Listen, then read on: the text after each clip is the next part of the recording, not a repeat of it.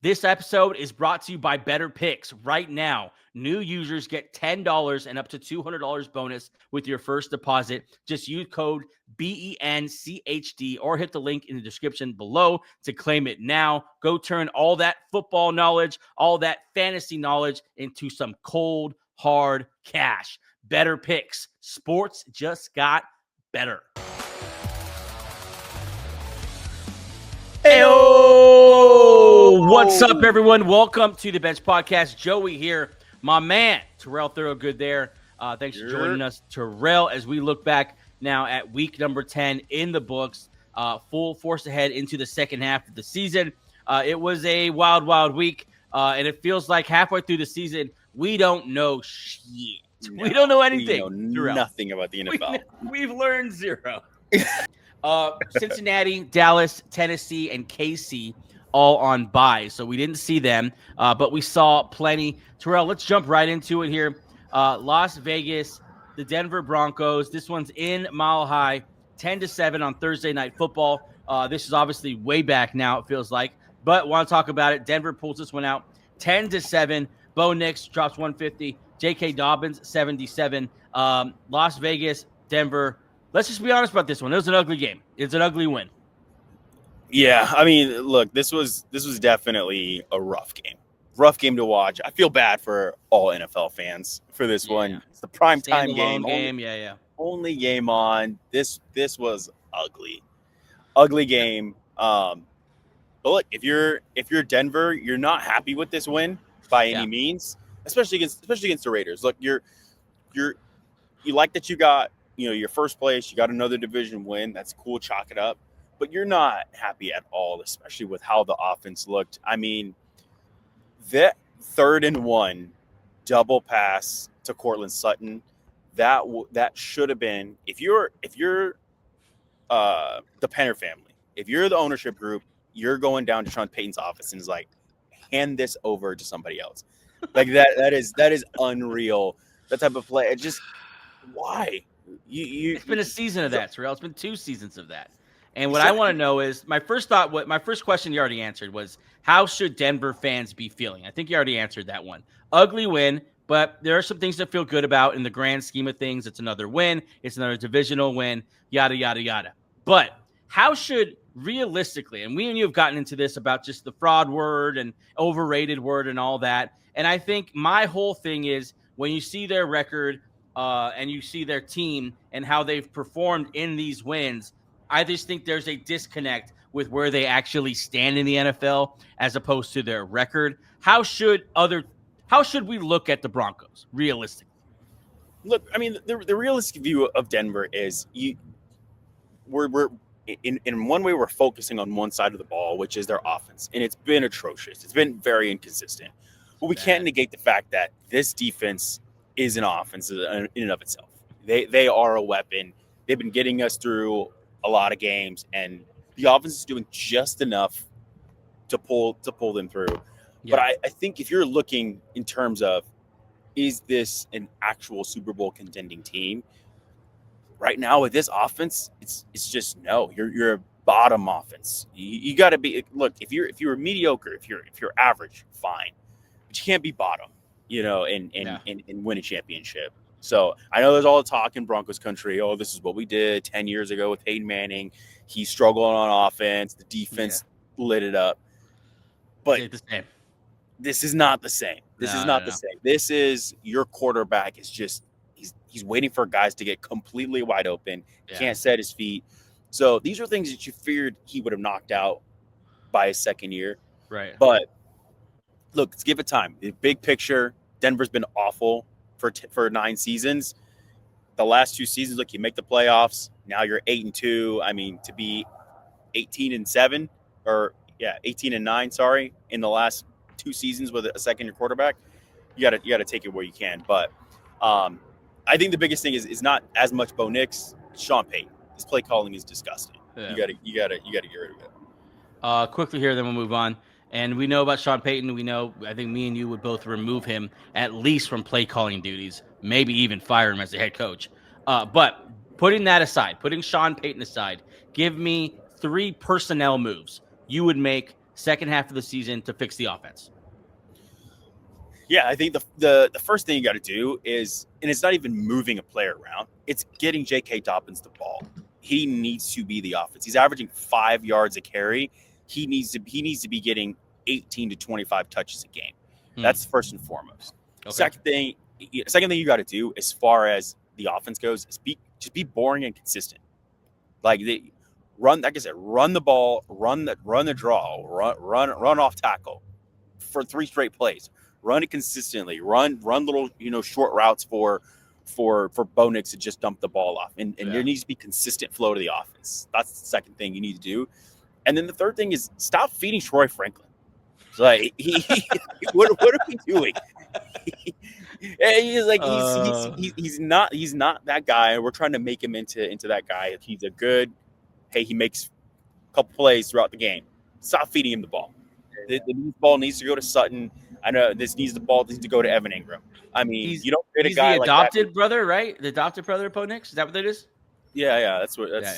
Yeah. So I mean, but stop feeding him the rock. That's the thing you got to do. Get Sutton more touches. Get Evan Ingram more touches. That's what you need to do. So that's what I was saying. All right, we'll see how it goes. Honestly, next week they beat the Chiefs. It doesn't matter what and how they won the last half of the season. If they beat the Chiefs, it doesn't matter. And I'll say that as the biggest skeptic of the Broncos on this show. Absolutely. Let's move on here to Sunday's slate. Atlanta, Indianapolis. This was the one played in Germany, right? I don't have it notated here, but this is Germany's game. Early in the morning, this one went to overtime. Atlanta's been up and down, man. That's just what they've been this year. No one's really talking about it because I think no one really takes them seriously. But Indianapolis, on the other hand, is being taken very seriously, and they should.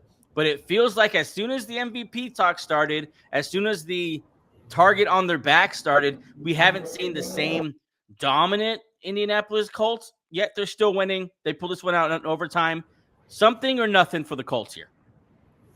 Look, I think this is a solid win for the Colts. To be, in a neutral site, you're down, you come back. Look, Atlanta looked in control of this game, and then Jonathan Taylor just took off the big run there in the he's insane late in the game to shift the momentum.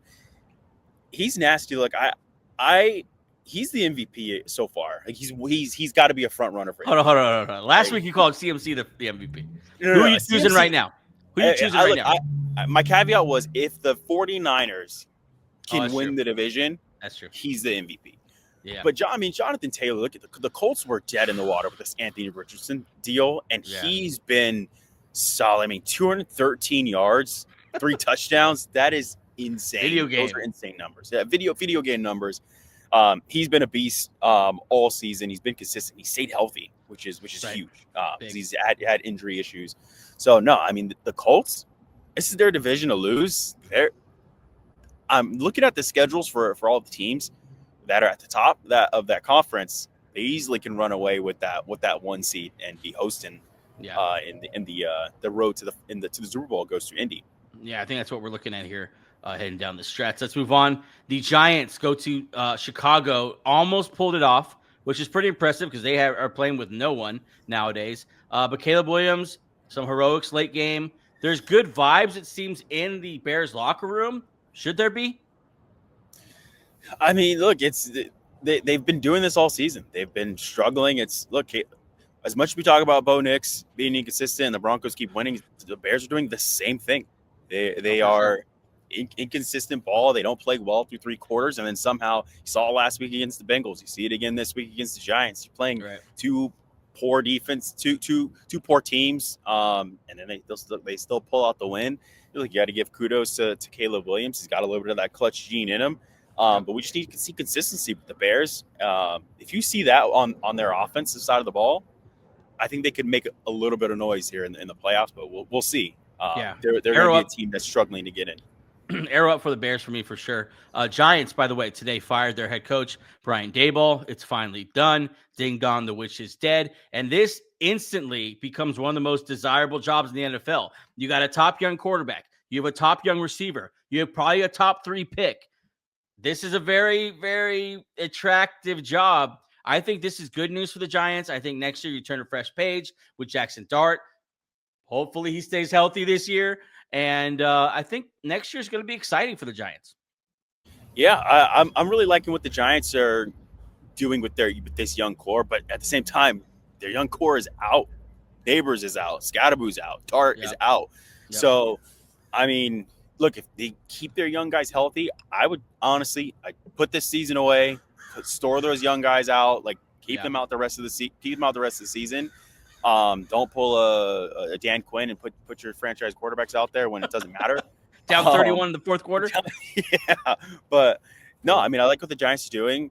Some names that I like they're throwing out there. I like the Lane Kiffin talk with reuniting with him with Jackson Dart. No. I look.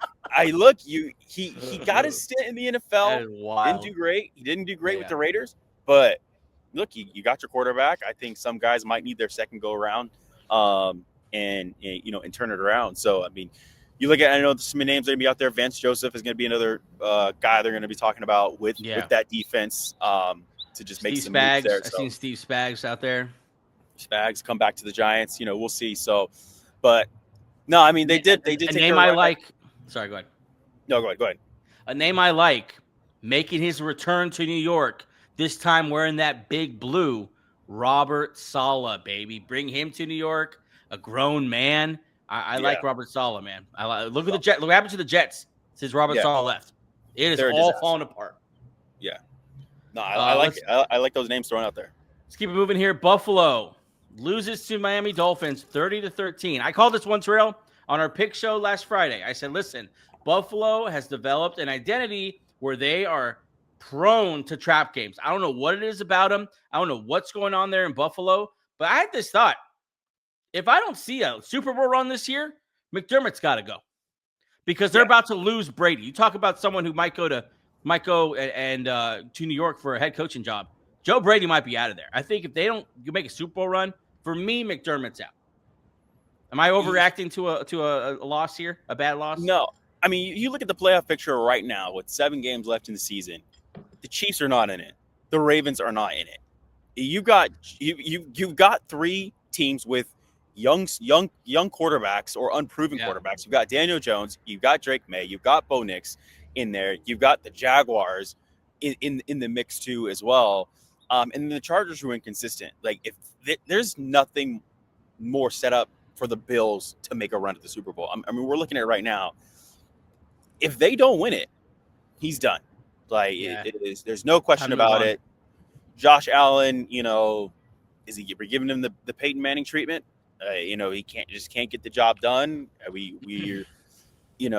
don't know. I mean, this is rough for the Bills. You can't lose to the Dolphins. I don't care. It's a division opponent. You've dominated them. This team is just playing with house money at this point. They don't care. They know their season's over. You just can't come out here not just lose, like get embarrassed. Yeah, by the Dolphins. This is a bad loss for the Bills. Yeah, it was never close for the Bills. Just a bad look. I'm sure they can't wait to turn the page on this one, move on. On the other side, Miami, it's still headed toward disaster, but nice little. At least they get to feel good for a week as the ship is still inevitably sinking. Let's move on here. Baltimore beats Minnesota 27-19. Baltimore is storming back into the picture. It's cool to see because I counted them out. Like the 10 count, done. Waving the arms, carry them out. They're done. Yeah. They're coming back. Well, it's that Undertaker meme. He's back. He's back. Look, I did not count this team out. When we put out our first round of the ass class, I said this team is on the fringe. They were 1-4, 1-5 at that time, 1-4, and they were on the brink. And I was like, they're not there yet. Lamar Jackson's not. Once he comes back, we're gonna see. Look, this team is the team to look out for. Watch out. Like they are gonna start ramping up. My guy that I've been talking about, I talked about the draft, Malachi Starks, made some plays last night. Got some interceptions there. Yeah, he's been playing well the last few weeks for Baltimore. Look, if I'm any of these teams who are going to be a potential top seed, Patriots, Broncos, Colts, any of those teams, maybe the Chargers might squeak in there. I do not want to see Baltimore get into the playoffs. Not at all. No, not at all. On the other side, Minnesota got to figure out a quarterback. It just doesn't look like the same team. The defense kind of regressed this year under Brian Flores. Didn't see that coming because they made some additions in the offseason I thought were going to really work out. But Minnesota just seems like a team that it seems like we're just going to waste this season. Like we're just going to do nothing with this season and either run it back next year, or there's been slight rumblings about KOC. Does he start getting the hot seat here? They've mismanaged the quarterback situation. I think it's just a way to say it now. You didn't prepare for Kirk Cousins moving on. You had no plan. Then you scrambled. All of a sudden you had 3. You chose the wrong one. Now you have, in my mind, you have none. McCarthy, I know he's young, and I'm not saying he's going to be a terrible quarterback, but this is a win now team. We don't have time to develop a quarterback. That's how I see it. How you see it? Yeah, I mean that's how I saw it too. I mean, I was saying this at the end of last season. I'm like, I don't see the problem with re-upping with Sam Darnold. Like you won 14 games with the guy. I don't. You're gonna go off and hand the keys to an unproven, a guy. Like you didn't really need that. And Sam Darnold's he's 26 years old, 27. So I mean, he definitely, you can build around him. He can be a franchise guy for you. It's not. Yep. He's not at that point where you can't give him, a 4-year extension and say, hey, let's run it. And if he gets outshined by McCarthy, then you move off of him. I mean, this is exactly what Seattle did with Matt Flynn and Russell Wilson. So give Sam Darnold the money. McCarthy shows out in the preseason. But now you're stuck with this guy, and yeah, I don't know. You gotta look at the mirror if you're the ownership. If he doesn't show substantial improvement, they got to go get another guy next year. You cannot do another building year for JJ McCarthy. All of a sudden, Justin Jefferson's turning 27. Aaron Jones is 1 foot out of the league. I mean, Harrison Smith is going to be gone soon. Like, this team is getting old fast, and you just haven't figured out a quarterback. Let's move on and talk about this one for about 14 seconds. The Jets beat the Browns 27-20. I guess you feel good for the Jets. They're not complete ass, but you feel terrible for the Browns. You can't lose to the Jets. I thought you were a team that was the best of the bad teams. That's how I saw the Browns. Apparently not. They're still the Browns. They still don't have a quarterback. When did they make the move? Is Shedeur going to see the field? This is all Stefanski. Stefanski, he's got to go. You can't keep this guy around. I mean, Dylan gets just throwing these checkdowns. Like you can't. What are we doing? You need to get you get this team fired up. Dylan Gabriel just doesn't do that. He's a vanilla player. Put in Shedeur. Get out of the way, Stefanski. Get your ego out of the way. You're going with Joe Flacco. You're going with Dylan Gabriel. Just stop. Put the kid in and let it happen. Your job's you're done anyways. You might as well at least try to go out and save face. Maybe get a decent coordinator job out of it. But no, this is all Stefanski. Interesting to see what they do with Stefanski in the offseason. Obviously, it's going to be a lost season, and I don't know. Do they run it back again? Is that where we are? We'll see. Does Myles Garrett get traded? We'll see. Let's move on. The New England Patriots beat the Tampa Bay Buccaneers 28-23. A lot of people excited about these Patriots, man. A lot of people excited about, of course, a second-year quarterback, Drake May. Is he the best of the second-year quarterbacks? I think so far, yeah. I think so far he's that dude. We had that conversation in the offseason. MVP candidate for me is a little strong because I think he's kind of relying on a good defense right now. And hopefully going forward here, he's relying on this running back who, hey, what do you know? Trayvon Henderson is pretty damn good. Give him the ball. Yeah, like, what are we doing? You have 2 weapons in the backfield. Like, stop saying, you got to take his lumps. You got to sit. Go out and win games. I hate that. It's like this is the things that were, was happening in Tennessee. It was like same pissing off AJ Brown, getting him out of the door. It's like, give him the ball. Put in these young guys and you maximize all of your weapons. But who would have thought? I said in the offseason, Patriots might squeak in. They were a scary team. I knew the Vrabel effect was going to come in to play. I didn't think they would just take off with this division like this. And don't look now. I mean, looking at their schedule down the stretch. Yep. Patriots can win 13 games. Yep. I think they have 2 games where they won't be favored. Other than that, they should win every other game. And even those 2 games, I think they're very capable of winning.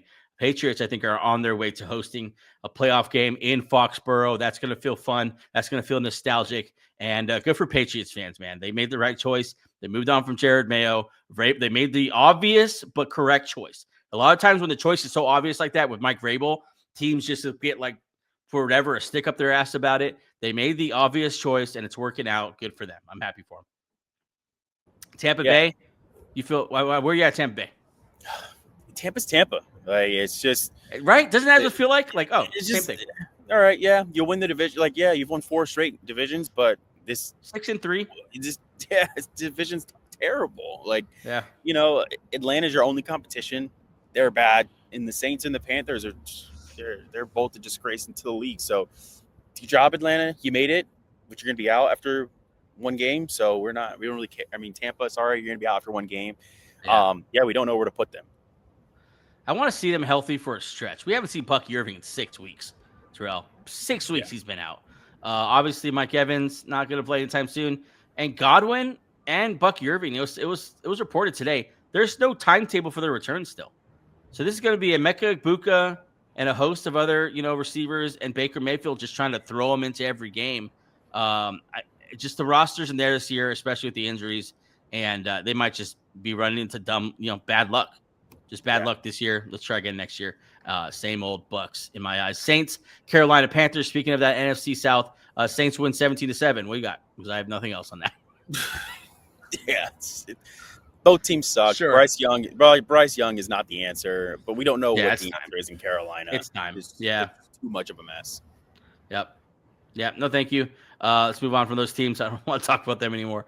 Jags, Texans, Houston with their own look. We talk about the Ravens. Houston was pretty much down and out as well. And they've kind of scratched and clawed. They needed to win this game to even stay alive. I think they're 4-5 now. Yeah, so this keep stuff alive here. And the Jags are just a complete disappointment. I mean, they just are. Like the Liam Cohen thing is, I don't want to say it hasn't worked. Their offense has been fine, I guess. But is it Trevor Lawrence? Is it Liam Cohen? It just feels like there's just same questions we always had. No matter who the coach is, same questions. Yeah. It's just them being able to close out. Like, this is a game you win. You're in control of the entire game, start to finish. Like, Houston's got Davis Mills running the show. Mills. And just to carve your defense up at the end of the game. Like, this game was over. This game, I turned this game off. Yeah. Turned the game off and went over to the New England game. And to come back and they lose.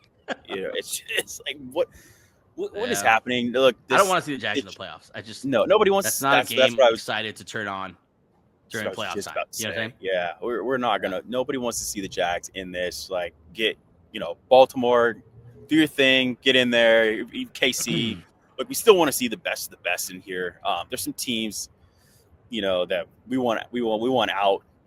Jacksonville is one of those teams. We just get out of the playoff picture.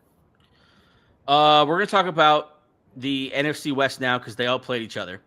That's Cardinals and Seahawks, Rams and Niners. Seahawks and Cardinals first. Seahawks win 44-22. It was never close.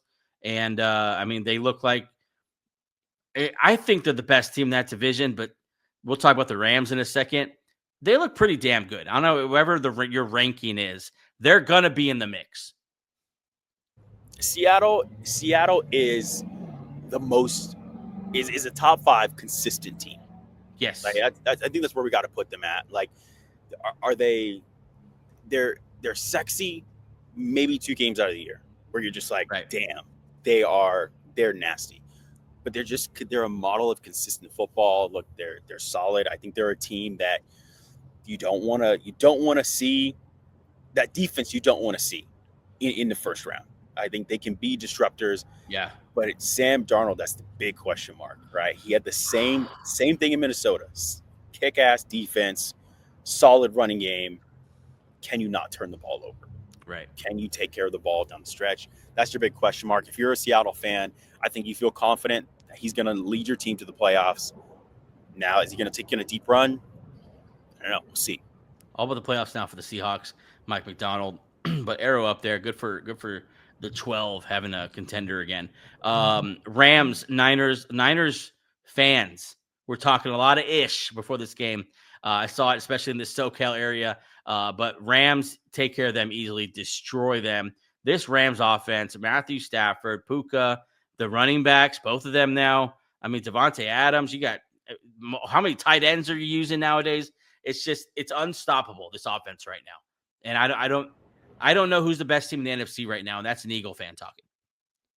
Yeah, there are a lot of teams that are going to be a force. We talked about Seattle already. We're talking about the Rams now. The Rams are fun to watch.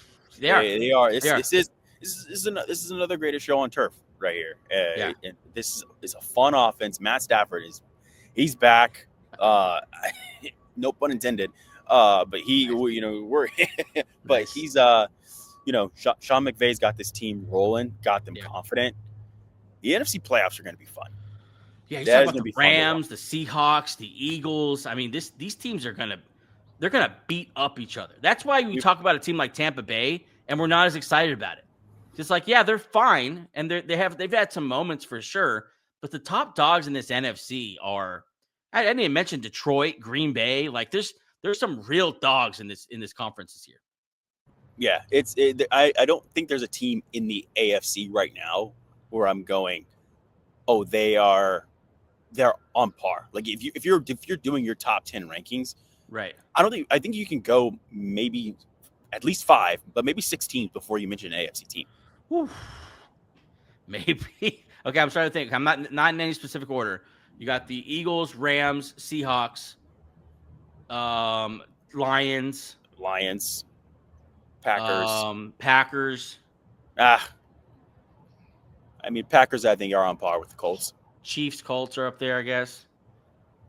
Colts. But I mean, Bills are falling. Yeah, I mean, those top 4, like you're looking, even the Niners. And it's its own tier too. Like, the difference between 4 and 5 is going to be a couple steps. Yeah. The NFC's got it. I mean, these 3 teams that we're talking about, Detroit now with playing Washington. Seattle drops 44, Rams dropped 42, and here's Detroit dropping 44 as well. You're going to have to score in the NFC to make the Super Bowl this year. Lions look fantastic. Dan Campbell, Terrell is calling plays. As if it couldn't get any more fun in Detroit. That big ball of emotion is going to be calling plays. He fed Jameson Williams yesterday. If you're a fantasy player, might want to look into that. If he's calling plays, he wants to get to his boy, things might change. Just going to leave that there for everyone. But the Lions, I think, look like what we all expect them to look like.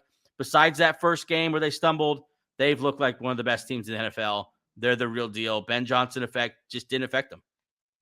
No, I mean, Detroit is moving. Like, to lose both coordinators, 7 better coaches on defense. Yeah, you're way better. You're better on defense. You called that. I'll give you your props for that. You called that. Aaron Glenn was not a good defensive coordinator. Not at all. He's not a good coach so far.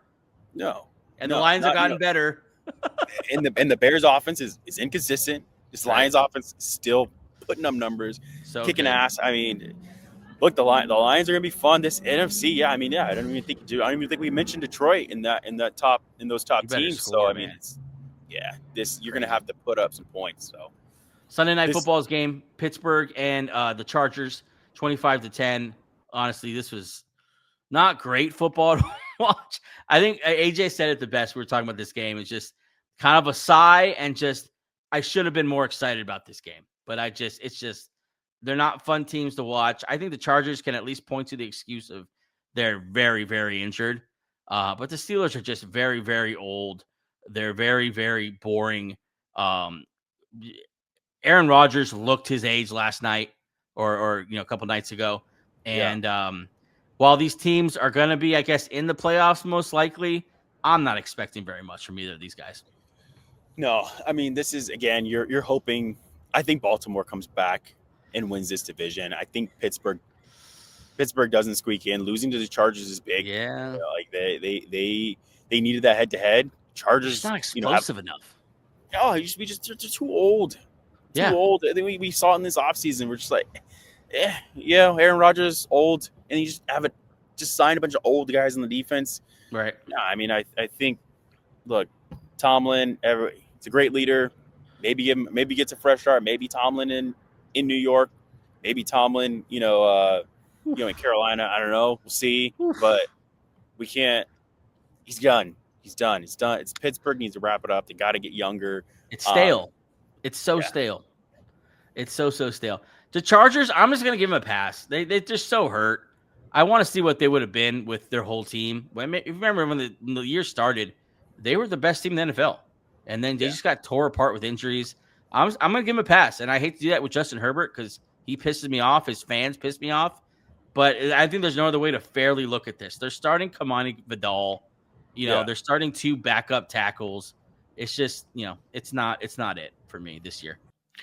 Hey, what's up, guys? Wanted to jump on here late night after the Monday Night Football game and talk Eagles versus Packers and include it in our Week 10 recap instead of release it on its own.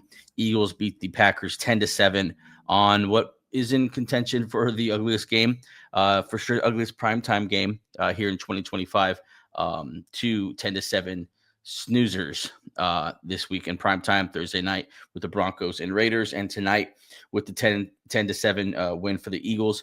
Different kind of feeling 10-7 though. Really felt like the defenses were just playing really, really good defense rather than inept offense. But Eagles pull this one out, move to 7-2. Packers now back-to-back losses, go to 5-3-1.